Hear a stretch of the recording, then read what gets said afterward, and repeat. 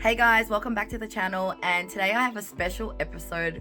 Unlike normal where I'm speaking to the camera, sharing educational content, today I'm actually going to take you behind the scenes of a friend of mine who's also a YouTuber and he's an entrepreneur, and I want to share with you his home studio kit as well as, understanding his journey on how he got started on YouTube. So I'm going to take you behind the scenes with Aurelius, who has over 270,000 subscribers, and he used to be just an entrepreneur, and a lot of times people think YouTube isn't for business people, but it really is. So I really want to share with you the story behind Aurelius Tjin's success on YouTube. So let's go.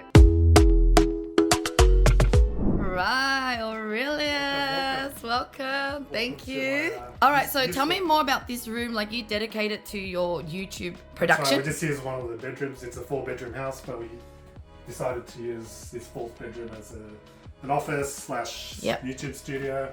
Okay, so take me through. What is your setup like? What do people kind of need to make? Nothing too special. So what we kind of decided on, my wife and I, she is good with the interior stuff. So she's like, why don't we put like a unit, a shelf here, and make the backdrop nice with some greens, and we've got this pretty simple minimalist bookshelf.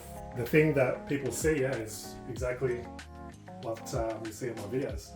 Yes. I'm usually sitting right here. Well, the current setup is right here with the table in the frame. Yep. But I change it sometimes. So what is this little camera here?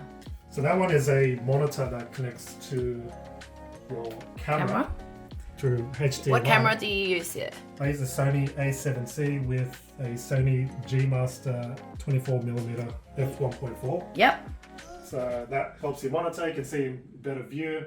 And this so when you're shooting, where are you looking? I'm looking right there. You're looking at the camera. So it takes a bit of time to get used to it, looking at the lens rather than the monitor, which is one of the mistakes that many people make. And yes. You got to make eye contact. It's okay. Like as if talking with someone. So if you're looking at the camera, why would you need this little screen here as well? Like, it's just so I can make sure I'm in focus. Oh, okay. This also is a kind of 2-in-1. It also records.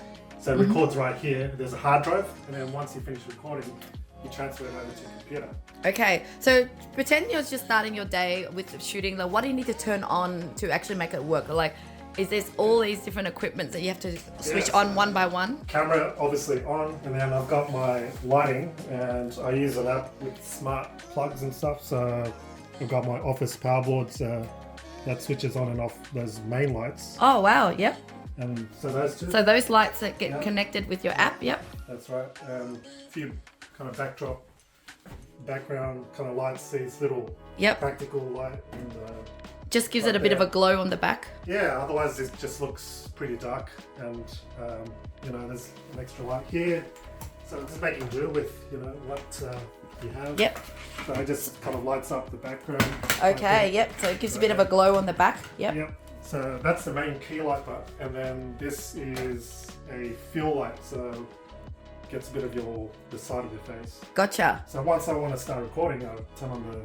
Yep. Yeah. So is it hard for you to reach over there as well when you're listening? A little bit. You can just get it. But what I wanted to, you can see from this view. Yes. What I actually get, I get pretty much the whole room. And because it is a wide-angle lens, it makes the room look bigger. Yep. In reality, so that's a little tip there. If you've got a small room, get a wider lens. Yep. I've got my Notion content calendar here. Yes, I started using Notion because of you. Yeah, good. You should. Everyone should get on it. So I've got things like my ideas here. These are things I need to script. Yep. And I've got ready to record. They've already been scripted. This needs to be editing, and then goes through this conveyor kind of process, right? And these are all the things I publish. So tell me about each video script. Like, how do you break it down? So in the ones that you have scripted, what is the framework? You probably get to the point now that you can talk a lot more easier than usual, yeah? That's right. So I've opened up this one. So that's a sponsored video I've got coming up. Yep. So oh, there it is here, yep. Yep, so it's for Jimmy. So I've got a little checklist. It says script, and then I need to shoot, then editing, I need to rough cut, publish, promotion. But if we go down, there's the main script there. So here's the hook.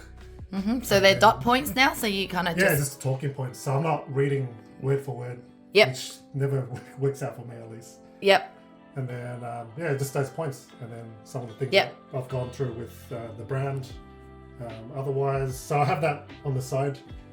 If you look on the screen, you can't actually see the monitor.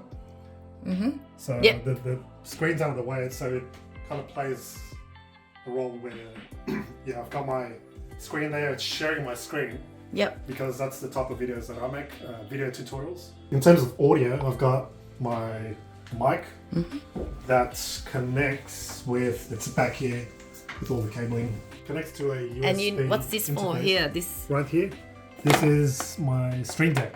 All right, so you can basically create shortcuts for your computer. So let's say open up Spotify, and you can, left align, right align, your windows, so that it's more productive. Ah, okay.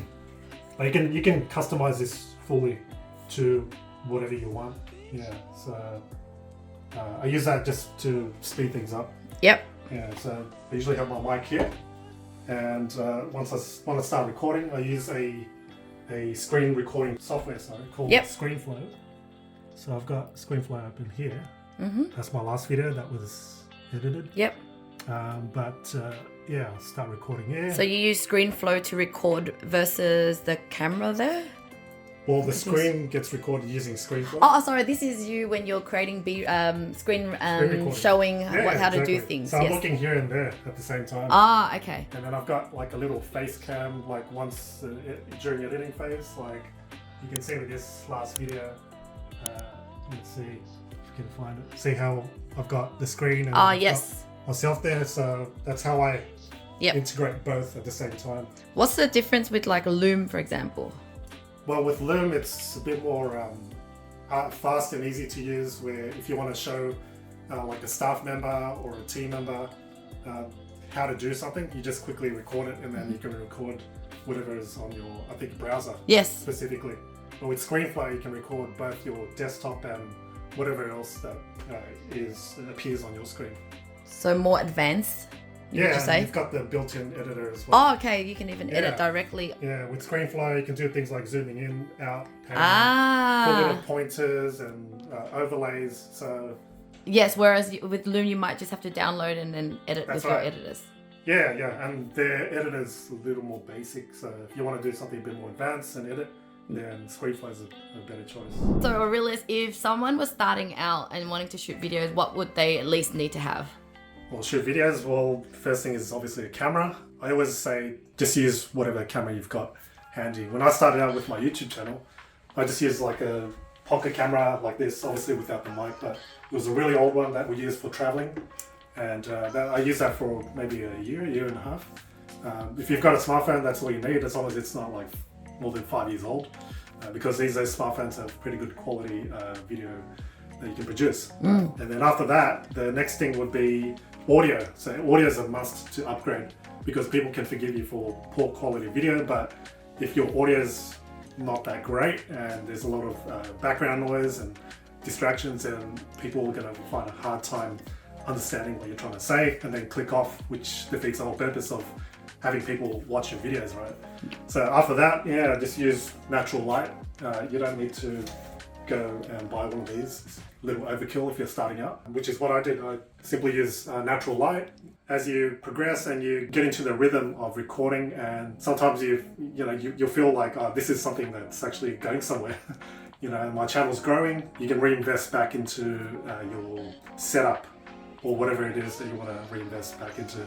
And then from there, upgrade to maybe, let's say, a DSLR camera, or one of the entry-level cameras like this. This is a Sony. Yeah, piece by piece. You don't need to go all in. Like, this is a $6,000 setup, and you don't need to do that. So that's all. So it's, a lot of business people say, "Oh, YouTube, that's not for business." Like I usually go there to watch tutorials on, how to fix my car or whatever. So what do you have to say about that? Oh no, I think it's an underutilized platform for business owners, actually, or small business owners, entrepreneurs, solopreneurs who want to get more leads, build their following, from a platform that has been online for, the longest time. And no other platform is like YouTube, because YouTube is, made for long form content. So when people go on YouTube, their intention and their mindset is, I'm going on YouTube and I'm willing to be a bit more patient, right? Watching the videos and watching more than a 15-second TikTok or reel. So for you, it's a good time to build that relationship and build trust with your audience by sharing your knowledge, your tips, how-tos, or whatnot. Yeah, well, how long did it take for you to have success, and what success have you had? Yeah, I think one of the mistakes is posting a couple of videos and then giving up too soon, when you have to just keep going. And sometimes it takes 50 videos, sometimes for some people it takes 100 videos. But there's a quote by another YouTube creator, his name's 𝘿𝙈𝙪𝙙. He says, make 100 crappy videos. So don't take it literally, but he's saying to simply produce content, get into the habit of it, get used to it, because you learn as you record more and more videos. You get into the habit and you're finding all these mistakes. And when you re-watch your videos, you can see how you can improve and get better with each video. Yeah. So what success have you had now? Oh, well, with the YouTube, I never really took it seriously. I just thought, let's just share content and teach people what I know from the 15 years of experience doing digital marketing and online business. And so that's the kind of mindset you should have, just teaching and helping people, rather than how do I start making money now from my YouTube channel and gaining 1,000 subscribers or whatever it is. When you switch your mind to helping people instead and serving people, I think that's when the followers start growing. If you want to start, right now, today, then you just got to start recording. Yeah. What has it done for your business? Yeah, in terms of actual milestones and success, obviously with YouTube, you can monetize with YouTube ads or AdSense more specifically, and you get brand deals, brands who wanting to sponsor your videos.